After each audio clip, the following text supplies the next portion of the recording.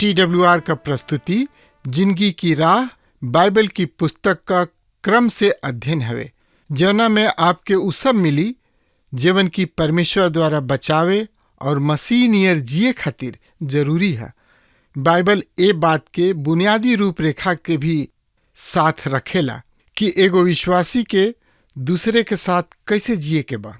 जे यीशु के पाछा चलेला, कृपा करके देखी सुनी ताकि परमेश्वर आपकी जिंदगी का रास्ता बतावस। हाँ मित्र, ये अध्याय के मुख्य विषय है व्यवहारिक रूप से प्रभु यीशु मसीह की आइल।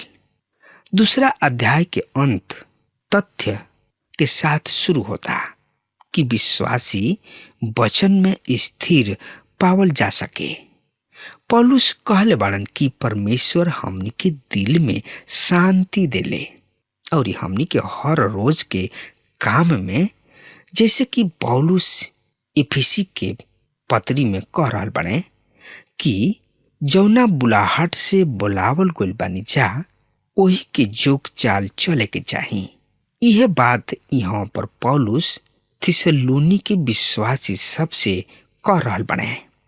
यहाँ पर पौलुस कहे चाह रहल बाड़े कि विश्वासी अपना चाल चलन में पक्का होके, यानी कि मजबूत होके। श्रोता मित्र भाई बहन, तो एकरा बारे में पढ़े सुने समझे सोचे विचारे खातिर रउआ हमरा संगे आपन पवित्र शास्त्र बाइबल निकाल ली। दूसरा थिस्सलुनी के पत्री 3 अध्याय 1 पद से 5 पद के हम रउआ सामने पढ़े जा रहल बानी। ऐसे हे भाई, हमरा खातिर प्रार्थना कर जा कि प्रभु के वचन ऐसन जल्दी से फैलो और महिमा पावो जैसे कि तोहनी लोग के बीच में भई। दूसरा पद, और हम टेढ़ और दुष्ट आदमी लोग से बचल रही जा, काहे कि हर एक में विश्वास नहीं खे। बाकी प्रभु विश्वास करे लायक बाड़न, उ तोहनी लोग के विश्वास में मजबूत करी हैं और वो दुष्ट से तोहनी लोग के बचौले रही हैं। 4 पद, और हमरा के प्रभु में तोहनी लोग पर भरोसा बा कि जवन जवन हुकुम हम तोहनी लोग के देले बानी, तोहनी लोग ओकर पालन करेला जा और करतो रह बजा। 5 पद, प्रभु परमेश्वर तोहनी लोग के दिलौलन के आपन प्रेम में और मसीह के धीरज में अगुवाई करस। आई अब एजे से संधि शुरू होता। दूसरा थिस्सलुनी के पत्री 3 अध्याय के 1 और 2 पद के हम फिर से पढ़े जा रहल बानी। सुनी ध्यान से। यही से हे भाई लोग, हमरा खातिर प्रार्थना कर जा कि प्रभु के वचन ऐसन जल्दी से फैलो कि महिमा पावो जैसन कि तोहनी लोग के बीच में भइल, और हम टेढ़ा और दुष्ट आदमी सब से बचल रही जा, कारण कि हर एगो में विश्वास नहीं खे। मित्र, यहाँ पर पौलुस कह रहल बाणे कि परमेश्वर के वचन विश्वासी सबके इस संसार में चले में मदद करेला। ऊ कहताणे, निदान हे भाई लोग, हमरा खातिर प्रार्थना कैल कर लोग। प्रार्थना एगो ऐसन चीज हुआ श्रोता मित्र भाई बहन, जोना में सब भाई मिल के भाग ले सकतानी जा। हम नहीं समझत कि प्रार्थना पवित्र आत्मा के दान है। प्रार्थना तो हर एगो विश्वासी के करे के चाहिए। यदि कोनो भी काम में सफलता पावे के बाद तो ओकरा खातिर दुआ प्रार्थना कैल बहुते जरूरी होला। ऐसन बहुत प्रचारक के सुवर्ती शिक्षक सबके परमेश्वर बहुतायत से इस्तेमाल कैलन और अभी भी कर रहल बने। ओकर कारण परमेश्वर के लोग के ओनी लोग खातिर प्रार्थना है। यहाँ पर पौलुस थिस्सलुनी के लोगन से कह रहल बाड़े कि तोहनी लोग हमरा खातिर प्रार्थना कर ताकि परमेश्वर के वचन फैल सके। ऊ प्रभु के वचन के संदेश वाहक रहन। ऊ एगो प्रभु के सुसमाचार के प्रचार करत रहन। ऊ एगो गणेरिया और मास्टर यानी कि शिक्षक भी रहन। ऊ केवल वचन के ही शिक्षा ना देत रहन, बल्कि उन्हीं लोग के शांति भी देत रहन।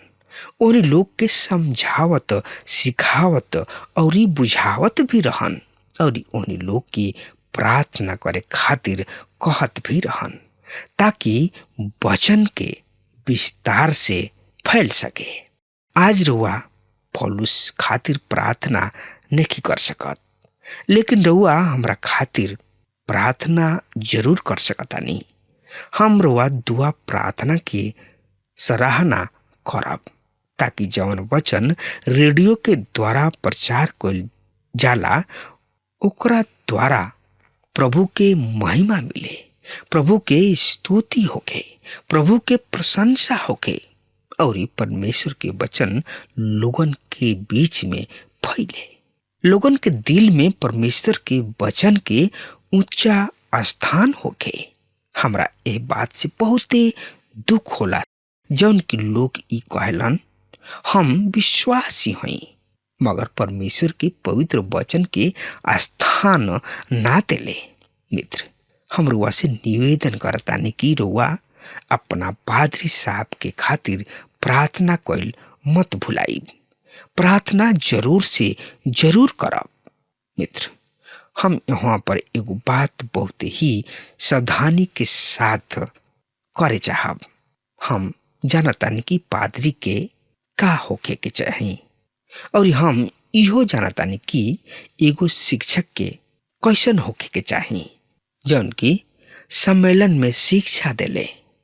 बड़ बड़ सम्मेलन में शिक्षा दिहल आसान बा, मगर पादरी होके कलीसिया में सेवा कइल बहुत ही कठिन बा। एगो पादरी के ने बहुत बड़ जिम्मेवारी होला, जौन की पूरा कलीसिया के देख भाल करेला। वहाँ पर कुछ खराब भेड़ सब भी बाड़ी सा। कारवा हमरा साथ सहमत बानी कि कलीसिया में कुछ दुष्ट भेड़ बाड़ी सा। पादरी लोगन के एह तरीके भेड़ से छुटकारा पावे के बा, यानी कि कुछ छुटकारा पावल बहुत ही जरूरी बा। एगो सुसमाचार प्रचारक के काम बच्चा पैदा करे वाली दाई के समान होला। उ बच्चा के संसार में दियौला के बाद ओह बच्चा के देखभाल करे वाला जगह पर छोड़ देले। वहाँ पर देखभाल करे वाला बच्चा के देखभाल ठीक रीति से करेले। ए तरी से पादरी भी जौन की कलीसिया में आवेलन ओनी लोग के देखभाल करेलन। जब हम कोनो सम्मेलन में बोले जाइना तो वहाँ पर हमार भेंट बहुते पादरी सबसे होला, और हमहू वही कलीसिया में जाइना जहाँ पर पादरी साहब प्रचार करलन, शिक्षा देले और ये प्रभु के खातिर खड़ा रहलन। लेकिन प्रत्येक कलीसिया में एक जैसन ही बात ना होला। एगो बात हम जरूर से जरूर बतावे चाहब कि पादरी के काम एगो सुवार्तिक के काम से बहुते ज्यादा कठिन बा। पौलुस कह रहल बाड़े कि प्रार्थना कर ताकि हम टीढ़ और दुष्ट मनुष्य सबसे बचल रही। हम ऐसन अनुभव करीना सुसमाचार प्रचार के काम में कलीसिया के लोग ज्यादा परेशानी के बनेलन बजाय कोनो दूसरा के। कोनो शराब के फैक्ट्री या बार रूम या क्लब से तथा परेशानी ना होला जतना कि कलीसिया के लोग परेशान के कारण होले। ई टेढ़ और दुष्ट लोग होले। आगे उ कहताड़े काहे कि हर एगो में विश्वास नहीं खे। यहाँ पर सच्चा विश्वासी के बारे में बातचीत कर रहल बाड़े। हर एगो में विश्वास नहीं खे, यानी कि जौन की प्रेरितों के शिक्षा है ओकरा पर ना चलेलन। कलिसिया के नेव उनका शिक्षा सब पर आधारित बा और ओकरे के हमनी के सिखावे के बा और प्रचार भी करे के बा। यीशु मसीह के द्वित आगमन के सच्चाई, प्यार और उनकर प्रकट भइल एगो बात बा और प्रभु के साथ सच्चाई के साथ चलल दूसर बात ह। यही बात के पौलुस से यहाँ लिख रहल बने, यदि हमनी के उनका प्रकट होखला के प्यार करी न जा त वचन के द्वारा अपना रिश्ता के प्रमाण दी हैं और एकरा साथ ही साथ अपना चाल चलन के द्वारा भी। तो एकरा बारे में और ज्यादा से ज्यादा जानकारी खातिर आपन पवित्र शास्त्र बाइबल में देखी। दूसरा थिस्सलुनी 3 अध्याय के 3 पद एह तरी से बता रहल बा, पर प्रभु विश्वास जोग हमें ऊ तोहनी लोग के दृढ़ करी हैं तथा वह दुष्ट से तोहनी लोग के रक्षा करी हैं। ये बहुते ही बढ़िया बात बा। हमनी के उनका के कई हाली नीचा कैले बानी जा, पर ऊ हमनी के कभी भी नीचा ना करेलन। ऊ विश्वास जोग हमें। हम मसीही सब के यह पद के पकड़ के रहे के चाही। परमेश्वर सच्चा हमें। ऊ रुआ के स्थिर रही हैं और कलिसिया अव्यवस्थित बा, घर बार अव्यवस्थित बा और विश्वास भी अव्यवस्थित बा। एगो विश्वासी कौना तरी से स्थिर हो सकता? प्रभु के वचन पढ़ के अपना जिंदगी में लागू कर सकता। परमेश्वर अपना वचन के द्वारा काम करलन। केहू कहले बा, पवित्र शास्त्र बाइबल रुआ पाप से दूर करला और पाप रुआ के बाइबल से दूर करला। तो और ज्यादा से ज्यादा जानकारी खातिर रुआ हमरा संगे आपन पवित्र शास्त्र बाइबल में देखी। दूसरा थिस्सलुनी 3 अध्याय के 4 पद एह तरी से बता रहल बा, हमरा के प्रभु में तोहनी लोग पर भरोसा बा कि जवन हुकुम हम तोहनी लोग के देले बानी तोहनी लोग ओकर पालन करेला जा और करतो रह बजा। मित्र, मसीही सबके कुछ करे के खातिर कुछ विशेष आज्ञा भी बा, जिससे कि हम पहला थिस्सलुनी के पत्री में 22 आज्ञा सब के बारे में देख ले रहे जा। प्रभु यीशु मसीह कहले, यदि तोहनी लोग हमरा से प्यार करता जा तो हमरा आज्ञा सब के मनबो भी कर बजा। तो एकरा बारे में और ज्यादा से ज्यादा जानकारी खातिर रुआ हमरा संगे आपन पवित्र शास्त्र बाइबल निकाल ली हाँ। तो उनमें देखी दूसरा थिस्सलुनी के पत्री 3 अध्याय के 5 पद एह तरी से बता रहल बा, प्रभु तोहनी लोग के दिल के अगुवाई परमेश्वर के प्रेम तथा मसीह के दृढ़ता के ओर करा। एगो विश्वासी के प्रभु के प्रेम में चले के बहुत ही जरूरी बा। यदि रुआ उनका प्रेम में चलतानी तो परमेश्वर के प्रेम रुआ दिल में बनल रही और रुआ भी जानतानी कि परमेश्वर प्यार रुआ से प्यार करलन। पवित्र आत्मा के सामर्थ्य से रुआ उह प्रेम के प्रकट कर सकतानी, काहे कि केवल पवित्र आत्मा ही हमनी के जिंदगी में परमेश्वर के प्रेम के सच बना सकता। प्रेम आत्मा के फल है। रुआ असही केहू से प्यार नहीं कर सकत, काहे कि हमनी के चारों तरफ ऐसन अवांछित तत्व बा जौन की अपना बाएं के फैलौला पर हमनी के हानि कर सकता। धीरे से प्रभु यीशु मसीह के परीक्षा करे के मतलब मसीह यीशु के द्वित आगमन के प्रतीक्षा कैलहा। मित्र, प्रभु महान हवे। ऊ प्रेम करलन और प्रेम के चलते ऊ आपन जान हमनी खातिर कलवरी के क्रूस पर दे दिहलन। जेकरा अंदर प्रेम नहीं खे ऊ प्रभु के आज्ञा के पालन नहीं खे करत।